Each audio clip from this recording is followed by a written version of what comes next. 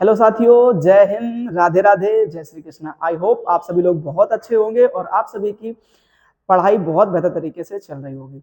जैसा कि मेरे प्यारे साथियों आप लोगों को पता ही है कि हम लोग क्लास 12th इंग्लिश ग्रामर के एक मोस्ट इंपॉर्टेंट टॉपिक को कवर कर रहे हैं। टॉपिक का नाम है सिंथेसिस, ठीक है ना। अब सिंथेसिस के हम लोग कॉम्प्लेक्स सेंटेंस को बनाना सीख रहे थे, ठीक। और आज हम लोग बातचीत करने वाले हैं कॉम्प्लेक्स सेंटेंस को हम लोग कैसे एडजेक्टिव क्लॉज का यूज करके बनाएं, ठीक है ना। क्योंकि कॉम्प्लेक्स सेंटेंस आपको तीन प्रकार से सिखाए थे मैंने। पहला हमने आपको बताया है क्या, नाउन क्लॉज का यूज करके, दूसरा हमारा ये है एडजेक्टिव क्लॉज का यूज करके, और तीसरा होगा हमारा एडवर्ब क्लॉज का यूज करके, ठीक है ना। तो आपको एक बात समझनी पड़ेगी क्या, कि किस प्रकार से हम लोग एडजेक्टिव क्लॉज का यूज करके, ठीक है ना, कॉम्प्लेक्स सेंटेंस को बना सकते हैं। एक्सरसाइज नंबर होगी हमारी 10 और किस बुक से होती है ये आप देख पा रहे होंगे कि एक्सीलेंट जनरल इंग्लिश ग्रामर की ये बुक होती है। और इस बुक को ही मैंने क्यों चुना है, तो आपको ये बात बता दें हम कि आपके यूपी बोर्ड के लिए इससे बेहतर ग्रामर के लिए कोई बुक नहीं। जो भी क्वेश्चन बनता है मेरे भाई, चाहे वो वोकैब का क्वेश्चन हो या फिर वो किसी ग्रामर का क्वेश्चन हो, ठीक है ना, हर एक क्वेश्चन आपका इसी बुक से ही बनाया जाता है, आता है, ठीक है ना। अगर आपने अनसॉर्ट लगाना शुरू कर दिया होगा तो आपको पता होगा कि इसी बुक से सारे के सारे क्वेश्चन आपके मैच करते हैं। फिलहाल चलते हैं और देखते हैं आज हम लोग क्या कैसे कॉम्प्लेक्स सेंटेंस को बना सकते हैं एडजेक्टिव क्लॉज का यूज करके, ठीक है। तो बड़े ध्यान से समझना है, कह रहा है कि यदि एक वाक्य के अंतर्गत आए हुए नाउन या प्रोनाउन। अच्छा, एक चीज ये बात याद कर लो कि एडजेक्टिव होता क्या है, तो कुछ नहीं भैया, आपको एक बात बहुत बेहतर तरीके से क्लियर होनी चाहिए क्या, कि जो नाउन की तारीफ कर दे, जो नाउन की या प्रोनाउन की क्या कर दे भाई, तारीफ कर दे, ठीक है ना। बस ध्यान रखना, किसकी, नाउन की तारीफ कर दे या प्रोनाउन की तारीफ कर दे, आप समझ जाना भैया कि उसी को हमें क्या बोल देना है, एडजेक्टिव बोल देना भैया। वही शब्द हमारा क्या कहलाता है, एडजेक्टिव कहलाता है, ठीक। या मैं आपको अगर सीधे सीधे मोटी मोटी बातों में सिखाऊं तो आप लोग इंस्टाग्राम, ठीक है ना, यूट्यूब पर शॉर्ट्स रील देखते हो, वीडियो देखते हो, ठीक। तो उसमें जो आप कमेंट कर देते हो ना, जो अच्छे बुरे कमेंट कर देते हो, वो सारे के सारे कमेंट मेरे भाई क्या कहलाते हैं, एडजेक्टिव कहलाते हैं, ठीक है। चलिए अभी चलते हैं क्वेश्चन की तरफ और ध्यान देते हैं। कह रहा है के लिए दूसरे वाक्य में कोई बात कही जाए तो दूसरे वाक्य को एडजेक्टिव क्लॉज में बदल देते हैं, तो दूसरे वाक्य को एडजेक्टिव क्लॉज में बदल देते हैं, बस इतना ध्यान रखना, ठीक। जैसे क्वेश्चन की तरफ चलते हैं, क्योंकि क्वेश्चन से ही हम लोग प्रैक्टिस करना सीखते हैं, क्वेश्चन से ही हम लोग कॉन्सेप्ट बनाना सीखते हैं। कह रहा आई सॉ अ डॉग, मैंने एक कुत्ता देखा, ध्यान से समझना, आई सॉ अ डॉग, मैंने एक कुत्ता देखा, the dog was lying on the road, और वो कुत्ता कहां पर, गली में लेटा हुआ था, ठीक है ना। अब एक बात समझ लो, जो रोड पर लेटा हुआ था, अब एक मेरी बात समझना ध्यान से, मैंने आपको पिछले लेक्चर में बताया था, तो आपको WH के वर्ड्स मैंने सिखाए थे, ध्यान रखना है, WH वर्ड्स, वो मैंने सारे के सारे वर्ड्स आपको सिखा दिए थे, और हमने कहा था आपको केवल इनकी हिंदी तैयार कर लेनी है। जैसे मैंने कहा, अगर आपके क्वेश्चन में की क्यों की मीनिंग आ जाती है, तब आप लिखेंगे भैया क्या, वाई, क्या लिखेंगे आप, वाई लिखेंगे। जब की क्यों की मीनिंग आ जाएगी तब आप क्या लिखेंगे, वाई लिखेंगे, ठीक। तो ऐसे ही आज हम लोग कुछ और WH के वर्ड डिस्कस करेंगे, जैसे कि मैंने आपसे कहा क्या, विच, क्या होगा, विच, ठीक है ना। तो विच किसकी मीनिंग के लिए आएगा, तो बोलोगे भाई विच का मतलब हम लोग लिखेंगे जो, क्या लिखेंगे, जो। लेकिन किनके किनके लिए ये जो का मतलब होगा, तो पहला आप याद रखेंगे भैया कि नॉन लिविंग चीज हमें मिल जाए, क्या मिल जाए, नॉन लिविंग। नॉन लिविंग का मतलब होता है भैया निर्जीव चीज अगर हमें मिल जाएगी तो हम लगा देंगे, ठीक। दूसरी चीज हमें क्या मिल जाए, तो बोलोगे भैया हमें दूसरी चीज मिल जाए, एनिमल, क्या मिल जाए, एनिमल मिल जाएगा, तब हम लोग क्या कर लेंगे, विच का यूज कर लेंगे जो के सेंस में, ये बात ध्यान रखना, ठीक। अच्छा, एक और WH का वर्ड है भैया, उसको भी याद कर लो, एक होता है हु, क्या होता है, हु का मतलब होता है जिसने, क्या होता है, जिसने, ठीक है ना, ये ध्यान रखना, हु का क्या मतलब आएगा, जिसने। अब जिसने के लिए आप ध्यान रखेंगे किसके लिए, तो ये आता है, हु आता है भैया किसके लिए, पर्सन के लिए, ठीक है ना। हु जो है ना वो किसके लिए आता है, तो बोलोगे भैया पर्सन के लिए, ठीक है ना। जैसे आप हो गए, हम हो गए, ठीक। ऐसे अगर कोई पर्सन आ जाता है तब आपको वहां पर क्या यूज कर लेना, हु यूज कर लेना, ठीक है ना। बाकी के सारे WH के वर्ड मैंने पिछले लेक्चर में डिस्कस कर लिए थे भाई, तो अगर आपने पिछले लेक्चर नहीं देखा तो जाकर के देखिए, ये चीजें आपको बेहतर तरीके समझ में आएंगी, ठीक है ना। इसमें केवल आपको हिंदी का ही खेल है और कुछ नहीं है। एक जैसे एग्जांपल बनाते हैं, मैंने कहा आई सा अ डॉग, मैंने एक कुत्ता देखा, मीनिंग निकालो, जो रोड पर लेटा था, मैंने एक कुत्ता देखा जो रोड पर लेटा था, मीनिंग किसकी आ रही भैया, बोलोगे जो की। अब जो की आ रही, अब इसी कुत्ते के लिए ही तो बोला गया है दूसरे सेंटेंस में, और यही तो पता करना आपको ना, कि पहले वाक्य में आए हुए नाउन या प्रोनाउन के लिए अगर दूसरे वाक्य में कोई भी शब्द, उसकी तारीफ में कोई भी अच्छा या बुरा शब्द बोला जाएगा तो उसे आपको किस में बदल देना है, एडजेक्टिव में बदल देना है, ठीक। ध्यान समझ लो, तो क्या करोगे, आई सा अ डॉग मतलब मैंने एक कुत्ता देखा जो, अब कुत्ते के लिए जो आया ना, तो आप यहां से क्या करेंगे, इसको डॉग को हटा देंगे और इसी की जगह आप लिखना पसंद करेंगे भैया क्या, विच, बात समझो ना, ठीक है, क्योंकि अब ये क्या हो गया, एक एनिमल हो गया, और मैंने अभी आपको बताया कि एनिमल के लिए आपको ध्यान रखना है, क्या बनेगा, विच लगाना पड़ेगा। तो ये पूरा लिख देना, आई सा अ डॉग विच, क्या लिखोगे आप, विच, और उसके बाद में was lying on the road. चीजें क्लियर हुई कि नहीं? बहुत आसान कॉन्सेप्ट होते हैं, सच बता रहा हूं मैं आपको, बशर्ते आपको एक चीज क्लियर करनी है कि ये सारे के सारे WH के वर्ड्स के मीनिंग तैयार कर लेने भैया, ठीक है ना।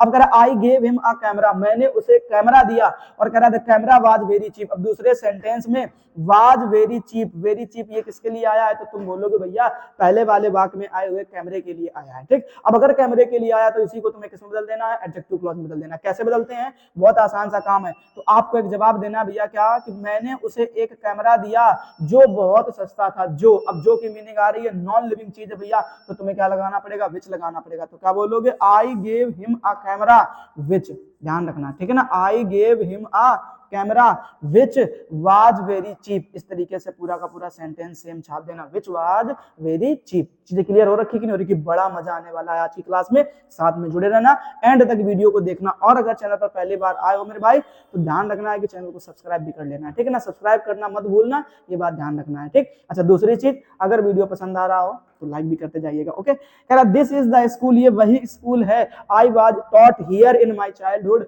आई वाज टॉट मैं पढ़ता था, हियर यहाँ, इन माई चाइल्डहुड मेरे बचपन में। तो क्या बोलोगे, ये वही स्कूल है जहां मैं बचपन में पढ़ता था। तो जहां की मीनिंग मैंने पिछले लेक्चर में क्या बताई थी, याद करो मेरे भाई। तो मैंने आपको बताया था जहां के लिए आप लगाते हो वेयर, तो क्या बोलोगे, this is the school, this is the school, ये वही स्कूल है, वेयर जहां पर, ठीक है ना, जहां पर मैं बचपन में पढ़ता था, ठीक। तो जहां के लिए क्या लिखोगे भैया, तो लिख देना वेयर, क्या लिख देना, वेयर, ठीक। और वेयर के बाद में I was taught here in my childhood, पूरा का पूरा सेंटेंस मेरे भाई सेम चिपका देना, कुछ मत करना, ठीक है ना।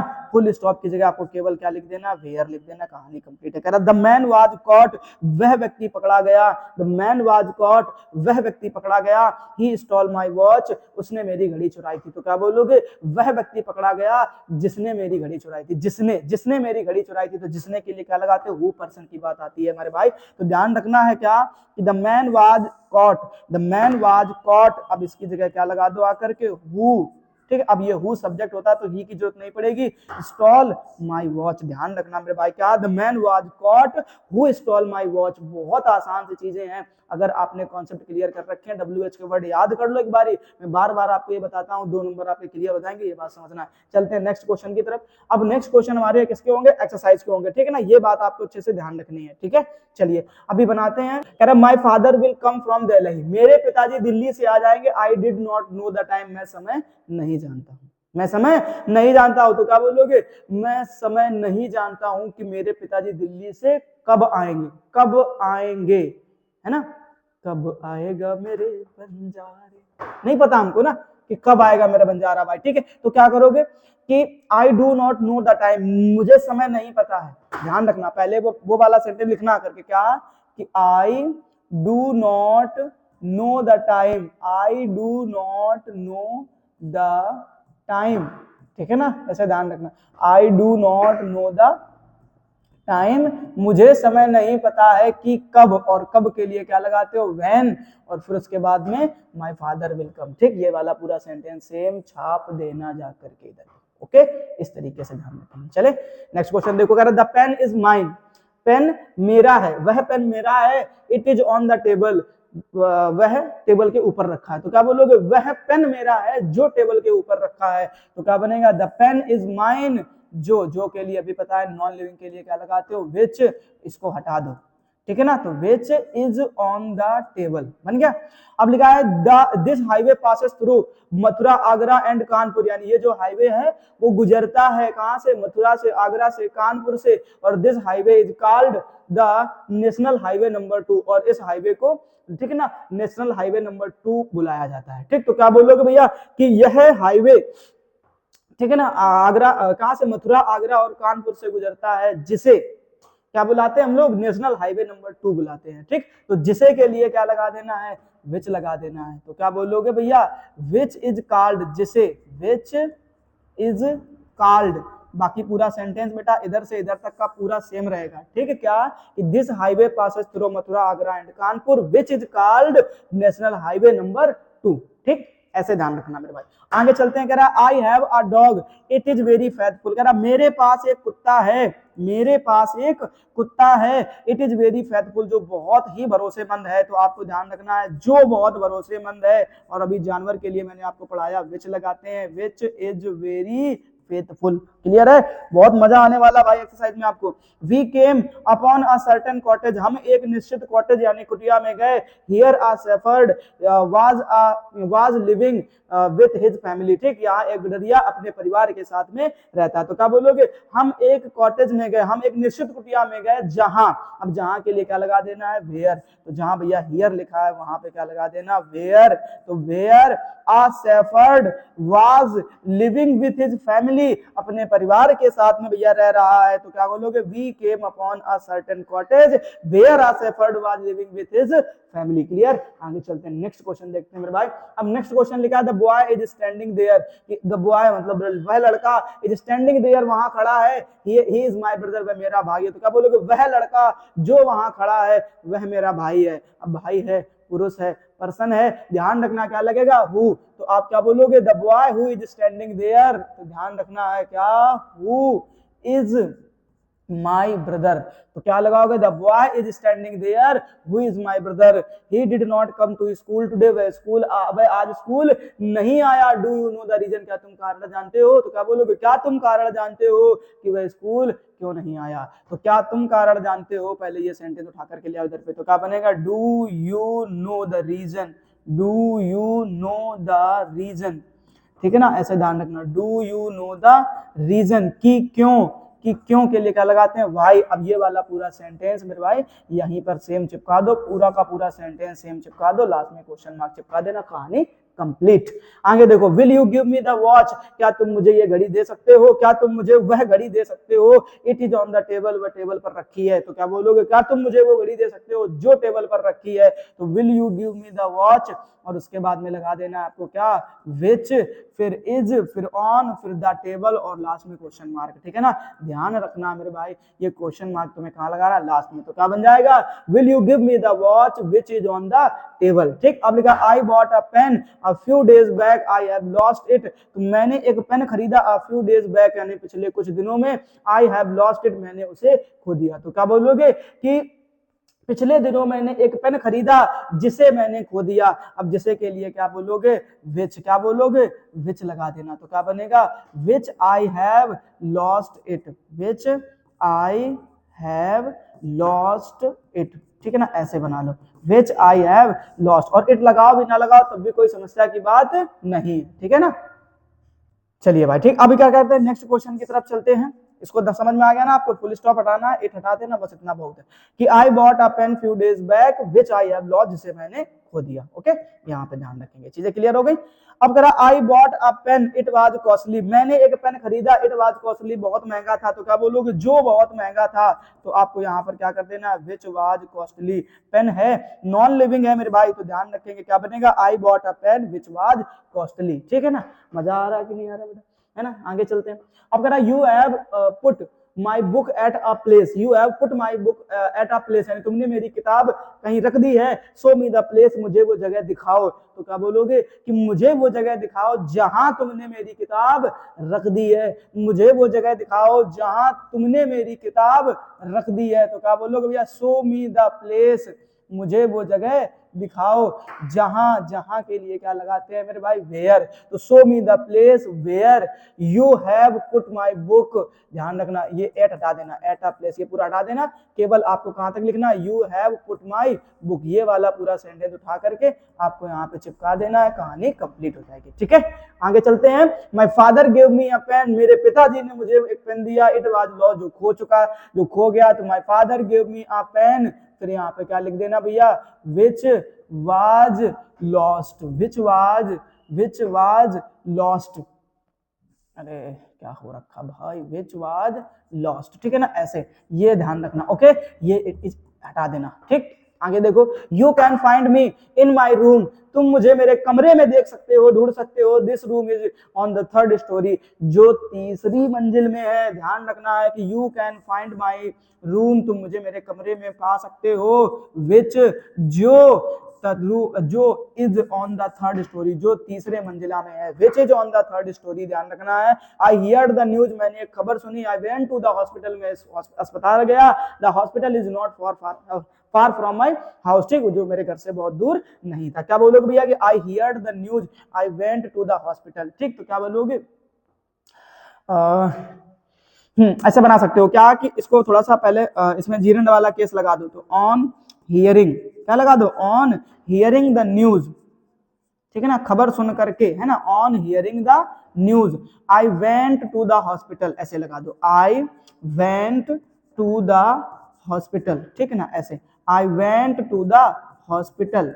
ओके, इतना करने के बाद में अब ये हटा दो, पूरा द हॉस्पिटल हटा दो और लिख दो विच इज, जो। अब हॉस्पिटल नॉन लिविंग की तरीके से काम करेगा, तो which is not far from my house, जो मेरे घर से बहुत दूर नहीं था, ठीक। अब अगला क्वेश्चन हमसे कह रहा है I have a watch, the watch give correct time, ठीक। अब कह रहा आई हैव अ वॉच, मेरे पास एक घड़ी है, the watch gives correct time, जो सही समय बताती है। तो क्या बोलोगे भैया, I have a watch which, जो, ठीक है ना, तो जो के लिए क्या लगा देना, विच लगा देना, ये हटा देना है, gives correct time, gives correct time, ठीक। आगे देखो, नेक्स्ट क्वेश्चन देखते हैं अपन।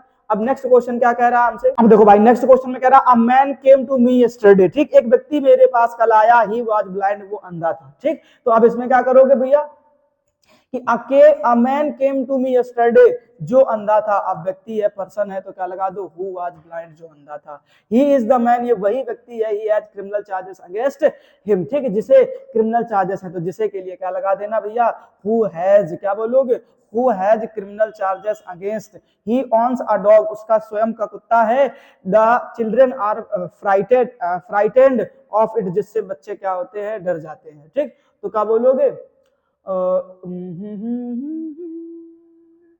जिससे, और डॉग है, ही ऑन्स अ डॉग, उसके पास एक कुत्ता है, विच, जो, द चिल्ड्रन आर फ्राइटेंड, जो बच्चों को डरा देता है, ठीक है। तो कोई दिक्कत नहीं, आप यहाँ पर क्या लगा देना, विच की मीनिंग आ रही है जो की, ठीक है, और लास्ट में इसे हटा देना। ओके, इस तरीके से ध्यान रखना, he owns a dog which the children are frightened, जो बच्चों को डरा देता था। The traveller was hungry, traveller भूखा था, ही वाज थर्स्टी, वह प्यासा था, he came to my house, मेरे घर में आया, ही बेग्ड फॉर फूड, इसने मुझसे खाना मांगा, ठीक। तो क्या बोलोगे भैया कि आ हंग्री, अब देखो हंग्री और ये थर्स्टी दोनों किसके लिए आए हैं, ट्रेवलर के लिए आए। अच्छा क्वेश्चन है भैया, तो क्या बोलोगे, द हंग्री, ध्यान रखना भाई, hungry and thirsty,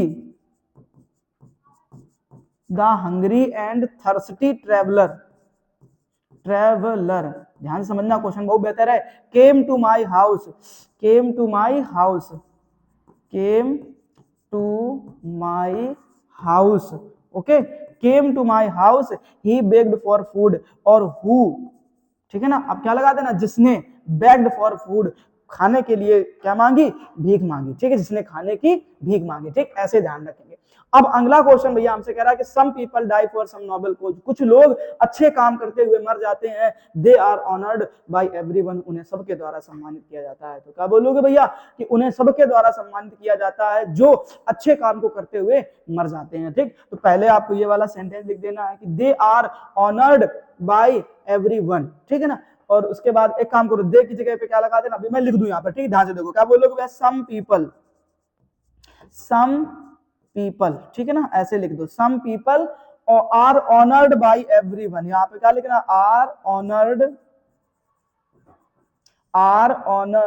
bye everyone, ठीक है ना, आर ऑनर्ड बाय एवरीवन, ठीक है। अब उसके बाद लिखोगे हु, जो मर जाते हैं, अब इसको हटा देना, जो who die for some noble cause. अब ये वाला पूरा का पूरा सेंटेंस उठा करके भैया इसके बाद चिपका देना, कहानी कंप्लीट।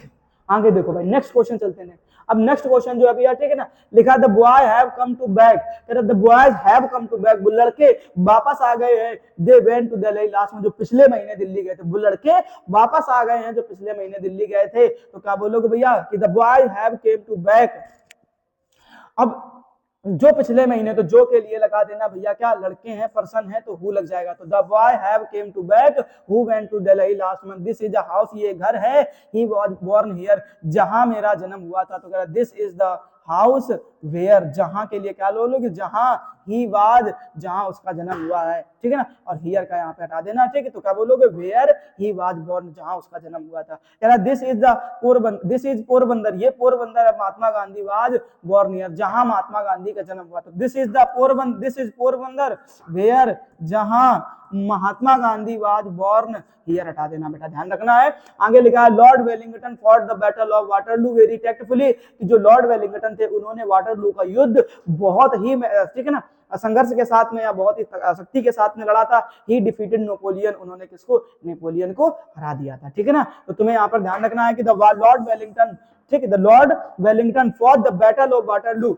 वेरी टैक्टफुली, और उसके बाद लिखोगे यहाँ पर हु, जिन्होंने या जिसने, ठीक है ना, क्या कर दिया, डिफीटेड नेपोलियन, जिसने नेपोलियन को हरा दिया था। अब क्या लिखा, ये बेटा आंसर आपको कहां पर देना, ये होमवर्क के लिए क्वेश्चन हो गया। आंसर भैया आपको कहां पर देना है, कमेंट बॉक्स में देना है। कमेंट बॉक्स खुला पड़ा हुआ है, जो भी डाउट दुविधाएं रह गई हो उन सभी को कमेंट बॉक्स में बता देना मेरे भाई, ठीक है ना। तो आज के लेक्चर में केवल इतना ही, हम लोग फिर से मिलेंगे इसके नेक्स्ट लेक्चर में। तब तक के लिए जय हिंद, राधे राधे, जय श्री कृष्ण। अपना ख्याल रखना और अच्छे तरीके से अपने बोर्ड एग्जाम की तैयारी को बनाए रखना, ठीक, क्योंकि समय बहुत कीमती है और बहुत कम बचा हुआ है, ठीक है ना। अब संघर्ष की कहानी है, जी जान से लग जाइए और संघर्ष करते रहिए, ठीक है ना भाई।